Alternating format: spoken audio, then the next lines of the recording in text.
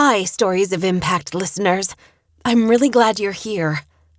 I'm always interested in looking at our stats so that I can learn more about you.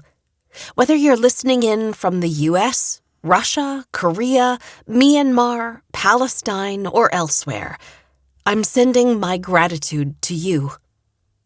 Our podcast is currently on a short break until we resume new episodes in January. In the meantime, every first and third Tuesday, we're going to bring back some of our favorite episodes, fascinating conversations about the art and science of human flourishing, episodes that you might not have heard yet. Today, we're bringing back a conversation with Harvard-educated economist and Nigerian native Hafsat Abiola.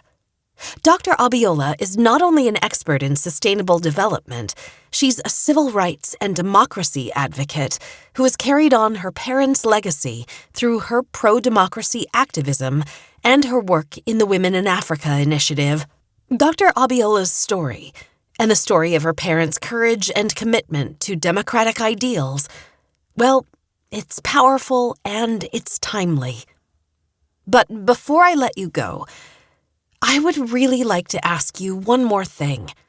Please share the Stories of Impact podcast. Do you know that most people find podcasts through the recommendations of their friends?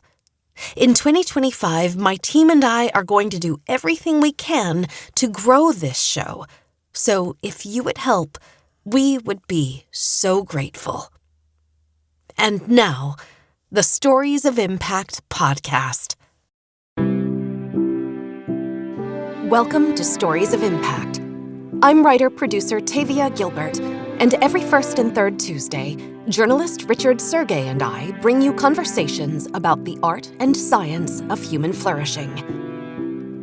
My friends, I hope this episode finds you in good health, enjoying peace and prosperity, feeling hopeful and excited for your future. This is what I want for each and every person. I want our listeners to be, right now, in this moment, and always, flourishing. But I ended our last episode with a reference to the mass shooting in Buffalo, New York. And I open our latest episode, still reeling from the aftermath of the mass shooting in Uvalde, Texas, and with awareness that there have been several more since then. It seems that there is always another and another and another. And in addition to pain, grief, and loss, the effect of this stochastic terrorism is also to undermine democracy itself. We must be able to participate in public and civic life and community without the threat or enactment of violence. We must be able to expect representatives in our government to respond to the needs and the pleas of their electorate. We must be able to count on adults whose job it is to serve and protect, to answer the cries of children. If we cannot, then we are not just dysfunctional, we are broken. But in this episode, we hope to offer some light to cut through the darkness. When we mapped out our editorial calendar earlier last year, we didn't know how perfectly timed today's episode would be.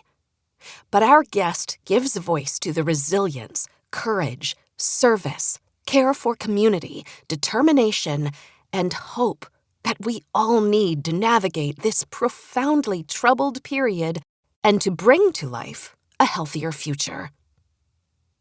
Meet Dr. Hafsat Abiola, native of Nigeria, president of the Women in Africa initiative, Harvard-educated economist, expert in sustainable development, and civil rights and democracy advocate. Her story and her life's work will inspire you, particularly now. To understand Dr. Abiola, let's start with getting to know her parents.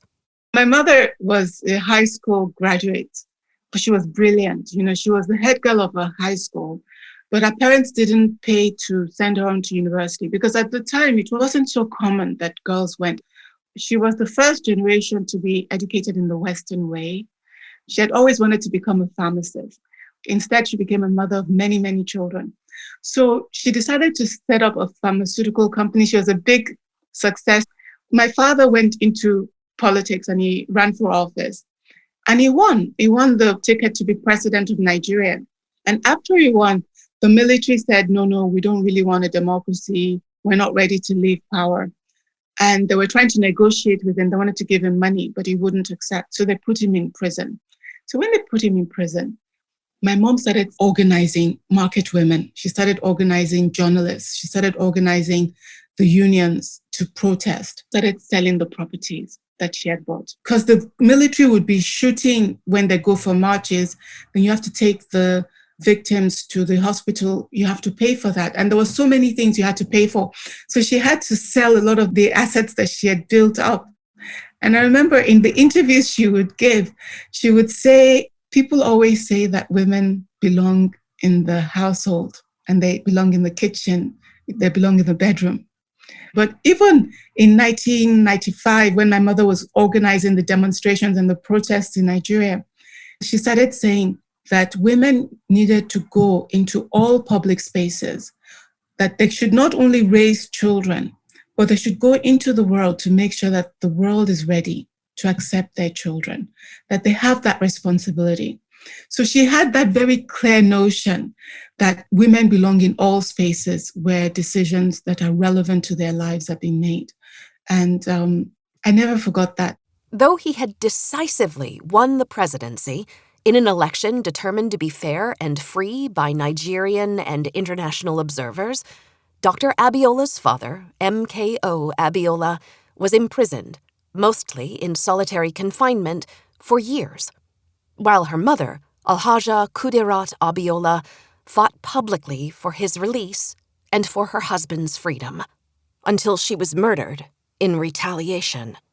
When I was in my last year of university, I think I was around 2021, my mom was gunned down in my country. So I had to pull the youngest two out of Nigeria. And the US ambassador to Nigeria helped the children get visas so they could get out of Nigeria to come to the US. And I remember when I went to the airport to pick them up, and they just ran and they held me. And so I quickly became a mom at 21 to a 7-year-old, a 9-year-old, my sister who was around 14, and another sister that was about 17. But I wasn't really a mom. We were just part of a team. We formed a team, my two sisters and I, taking care of the two youngest. And I started working as soon as possible because we had no money. The family suffered another devastating loss when M.K.O. Abiola died on the day he was scheduled to be released. His cause of death has never been determined. Some believe he was poisoned. There are claims that he was beaten to death. Others say that he was not given proper medical treatment while imprisoned, so that his long untreated heart disease killed him. Regardless, Dr. Abiola and her siblings only had each other. The most important thing for us at the time, in terms of our debt to our parents, was the fact that as soon as we all came together, we stood in a circle and we made a commitment to my mom that we would take care of each other and that we would also continue the fight for democracy. To me, actually, this was a time of flourishing for us because we were able to look after each other. That time was a wonderful time because we were all together and all the problems we were solving together. But we had the opportunity to solve those problems. I was educated. My older brother was educated. My immediate younger brother was also educated. The others that needed to go to school, we had a plan for how they would go to school. I was able to get a job right away, luckily. And the money was enough for me to take care of them. All we were paying for was the rent and then food, so basics. But it was a wonderful, wonderful time because we were together. So now when we go back to Nigeria, when there are elections in Nigeria and we're involved in voting and all of that, it just makes us feel so deeply fulfilled. Now, the fact that we took care of each other was big. And the fact that we also continued that fight was also for us very big.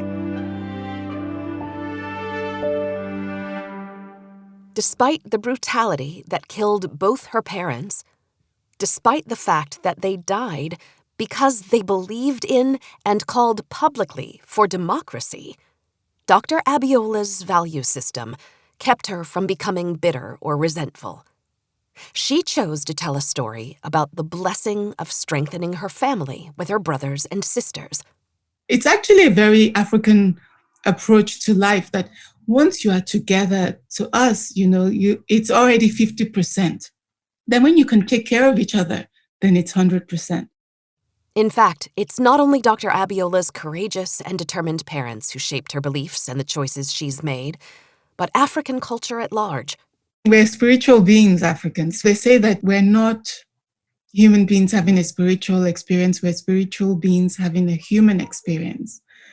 And I think that's certainly true of how the African people are raised. We're raised with this understanding that we are spiritual beings, like my parents, for example. It's a general belief that they're in a place called the ancestral place, where they're with other spiritual beings and they are watching what we are able to achieve, what each spirit is able to achieve. I think that we have a real responsibility to express what our spirit wants to express. And our spirit is always talking to us. It always tells us what its beliefs are, what it wants to do, how it wants to interact with the world. During the time of slavery, people like Harriet Tubman, they had a very clear understanding that the spirit said for them to seek freedom.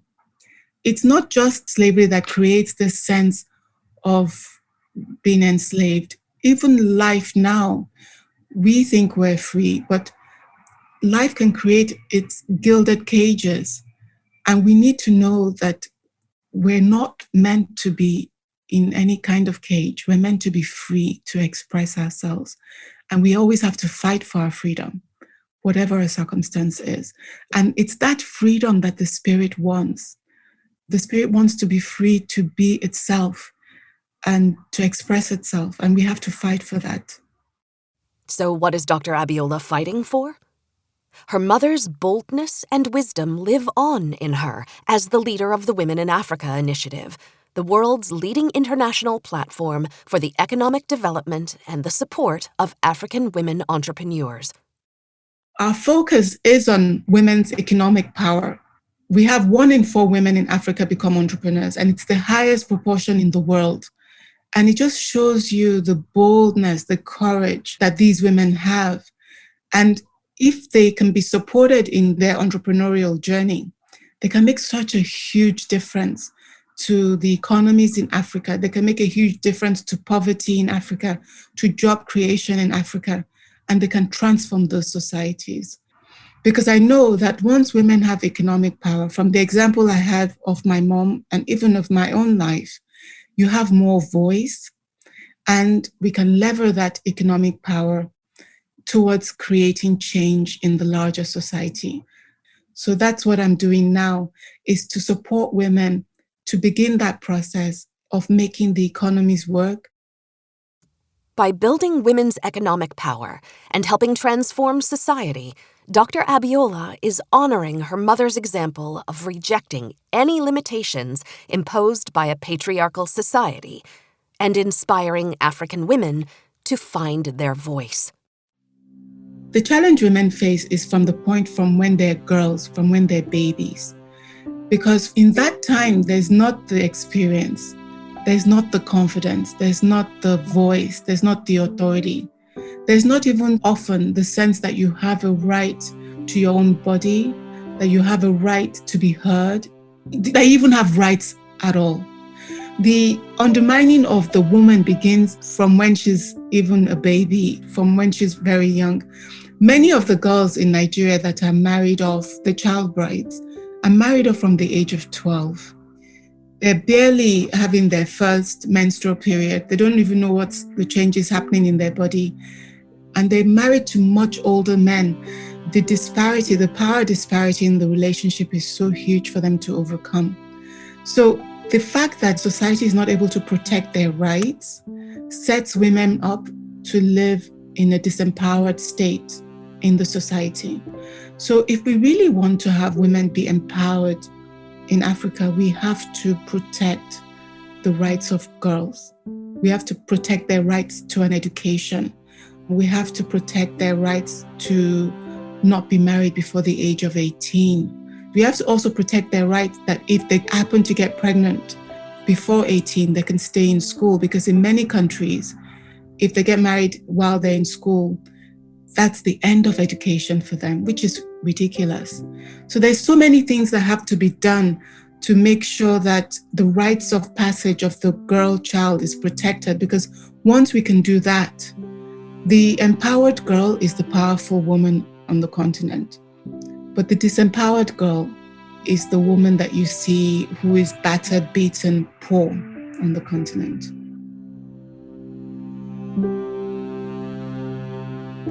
Dr. Abiola is a determined visionary, but she's not naive.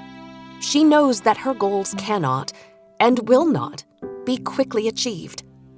I've read that sometimes you have to hear something maybe 7 times for you to change your mind. I think that in Africa, you might even need to hear it more than 7 times, because for me to change your mind, it's to try to change the mind of an individual. But the Africans are not individual, and they're not individualistic in their mind. We're communal. We exist as part of communities, and it's what makes us powerful, but it's also what makes us very resistant to change. To have change in the community, you need to change the mind of maybe 7 people in that community. And that takes time. Women have a huge amount of power because they're in relationships all the time. They're in relationships with their children. They're in relationships with other members of the community, with their husbands, with the elders, and with the future generation, because they often act as a bridge. But often they restrict the power that they have to just disseminating the norms, the values of the community. But we need to help women understand that they also have a responsibility to shape the norms and the values of communities. And to do that, we really have to work with women to boost their confidence. And then if they feel very confident, those women can engage their society.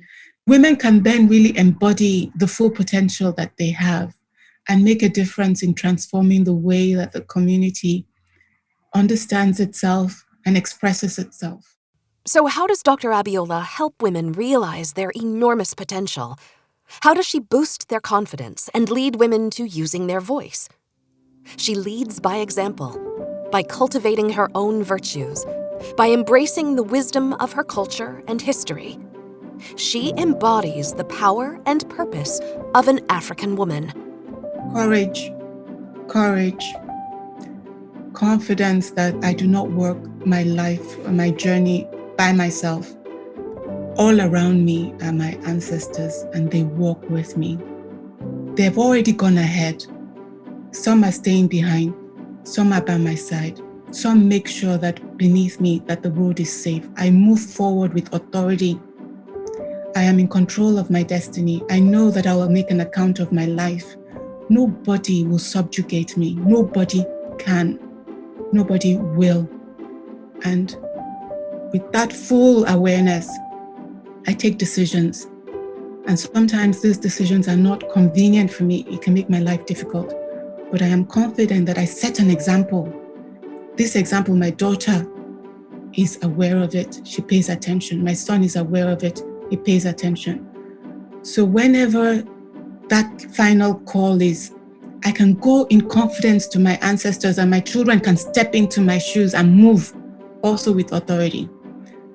I only know power. I only speak to others with a way that says, I recognize the power in you as well.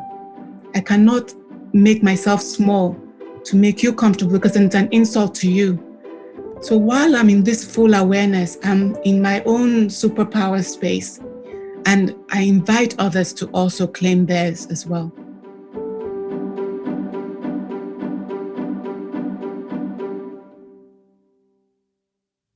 Dr. Abiola welcomes others to join her mission to empower talented women entrepreneurs in Africa. And she has razor-sharp clarity about the enormous global value of the African people and the African continent. When Africans and Africa thrive, the entire world benefits. They say that there's a $42 billion financing gap for women entrepreneurs in Africa. and it's important to bridge that. There are very concrete things we could do, like accessing finance. But you know what I would really want to do is I would want to make clear how the world benefits from Africa. Because I think that if we make that clear, it changes Africa's relationship with the rest of the planet. Dr. Abiola's mission to empower Africans extends beyond the borders of her nation and continent. She wants Africans to receive all that they deserve. Historically, Africans have given of their talents, their labor, their resources globally without proper compensation, both at home and abroad. You know, I find it fascinating when you look at the era of slavery, how much slave labor contributed to building the United States, to building infrastructure, railroads, roads, highways, and how little benefit came to the African Americans that were involved in that, and how that mentality has shaped their economic outcomes today. So even when they fought in the Second World War, they were told soldiers in general would get certain benefits, certain opportunities to begin to build a good life, a decent life for themselves in the United States. And that applied to soldiers, except African American soldiers. You know, this kinds of discrimination is the way in which the society decides who gets what. So if you think about the fact that every cell phone in the world has coltan in it, and coltan is only found in 2 countries, in China and in Congo. And China doesn't sell its coltan on the world market. So every cell phone in the world is powered by coltan from Congo.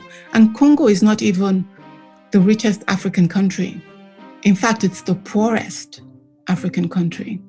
To me, it smacks of an exploitative relationship, not unlike slave trade and slavery. But because it's so far away, nobody pays attention. One big thing I would like to express with my life is a return of dignity for the people of Africa and freedom for the people of Africa, the ability to pursue their own ideas in their own way. I think that the continent is imposed upon unduly by the rest of the world, and I'd like to see a change in that. 60% of the continent is under 30 years old, and most of the countries, there's huge unemployment, and especially among young people. It's as high as about 30% of young people that do not have jobs, do not have a way to earn what they need to live. So I think, that Africa's problems of empowerment and poverty are constructed by a global economic system that is racist, and that Africa's contributions to the global economy is hidden and not properly compensated and remunerated. So I think it's hard for the women in Africa to thrive. It's hard for people in Africa in general to thrive under this kind of global economic system. And so if I had a magic wand, if I were a global czar, I would begin to tackle this.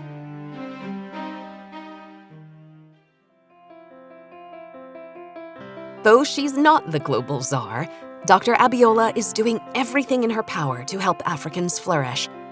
While she's focused on growing entrepreneurial opportunities for Africans, she recognizes there is much more to flourishing than having abundant work. Of course, having work does not mean you're flourishing, because there are many people who are working in circumstances that are not ideal, and the job doesn't express their passion. It's just a way for them to earn a living. I would like to live in a world where we could all earn enough to live and do what we love to do.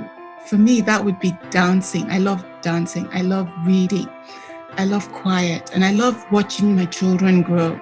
They're not life-changing things, but they make me happy. And I would like for us to live in a world where everyone can do that. I would like us to live in a world where we put most of our energy towards setting people free to do that. I find it odd and disturbing that so much of our resources globally is on armament.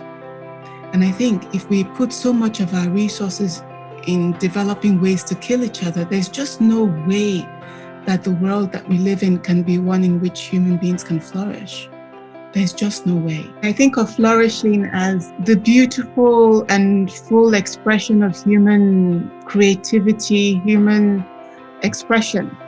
And I think it's not really material. I think there's a minimum material condition that you have to have human flourishing. But once you have that, it's the security, the sense of safety to be yourself in community, and in a community such that others also can be themselves. I think that it means having the freedom to make my mark, to express my thinking. That, I think, is the best kind of space for human flourishing. Dr. Abiola makes her mark and expresses her feeling by continuing to uphold the ideals her parents fought and died for. In terms of the minimum conditions we need to flourish, I think democracy is one. And I'm very fortunate that my family taught me the importance of sacrificing for creating that kind of world. Because my father and my mother fought to have democracy in my country and actually died in the course of trying to ensure that Nigerians will have the right to vote. That's one way of flourishing. And for decades, the people in my country, Nigeria, which is the largest country in Africa with about 200 million people, had no say as to who governed and how. And we had to really fight to change that. And I think that we need to continually stand up for those things that give the minimum conditions for all human beings everywhere to live in freedom and with dignity. Because think of my mother's story. This is a woman who built up assets, then sold assets to secure liberation, freedom, democracy for the country with the biggest population on the continent of Africa, with 200 million people. That's a gangster move. Women are making these kinds of moves, and we should tell their stories to encourage each other and encourage other women, but also to encourage the society as a whole to see the full potential of women. It's critical. Conversation, listening, and storytelling. These stories are critical in Africa precisely because we're communal people. We take a while to be convinced of anything.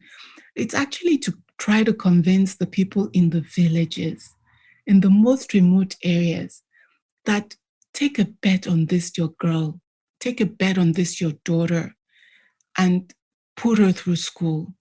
It's a struggle because these are often very poor families. Struggle to put her through school. Even if she gets pregnant, let her have the baby and let the community help take care and let her continue her education. Fight for the life of that girl. Let the girl flourish. Let her flourish. What is flourishing? It is that let us treat each other as human beings, capable of making mistakes. Let people grow and be and learn and be even bigger and make mistakes and learn and then try again. Let them keep trying. We don't know where it's going to lead, but ours should be about making the earth safe enough for all people, wherever they are, to be fully expressive, to be fully engaged, to be fully contributing. That's the best kind of planet.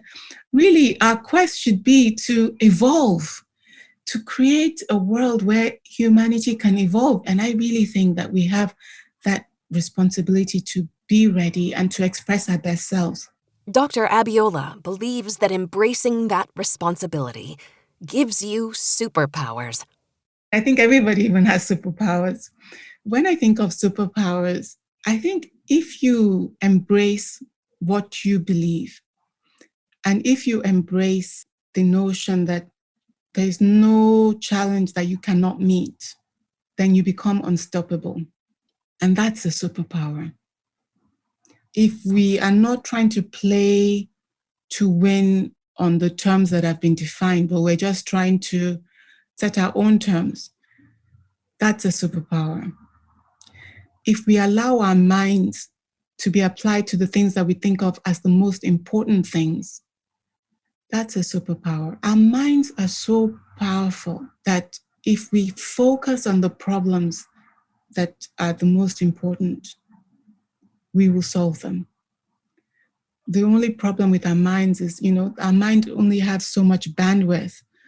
So if we allow our minds to be consumed by peripheral things, not the most important things, we don't start on a journey, then we're never going to get to the destination. When Madiba Nelson Mandela decided to fight, did he know it was going to take that long?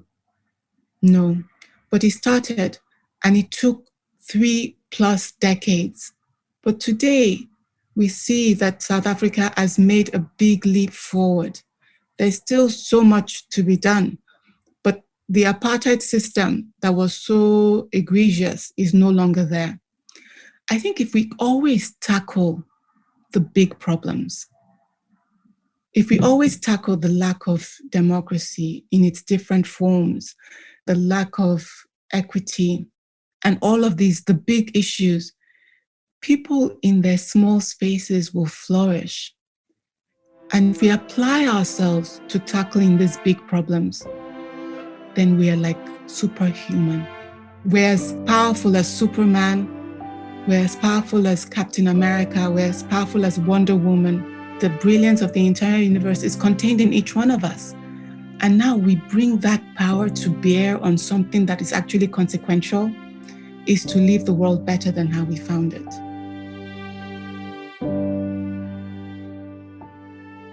I hope Dr. Abiola's story and her leadership offer you some comfort. They certainly have me. Despite grief, loss, and the injustice she experienced with the violent, untimely deaths of her mother and father, she still chose to develop her confidence and find her powerful voice by caring for her family and the people of her country, and by fighting back against brutality and oppression. Dr. Abiola can inspire each of us to develop resilience in our own struggles, whatever they may be, and to use our own voices to realize the dreams we have for ourselves and the people and the country we love. We'll be back in 2 weeks in conversation with Christine Laguerre, University of Texas at Austin Department of Psychology professor. Currently, in this point in human history, we're seeing the loss of tremendous linguistic diversity and cultural diversity. We're also seeing access to information in ways that have never before been possible, connections between groups of humans that have never been possible in the past, opportunities for an incredibly diverse array of different cultural communities and populations, having access to technology, to global decision-making that was never possible in the past as well. So we are more interconnected, we communicate more than ever before, which I think is tremendously positive. But there's always loss associated with gain. It always has been.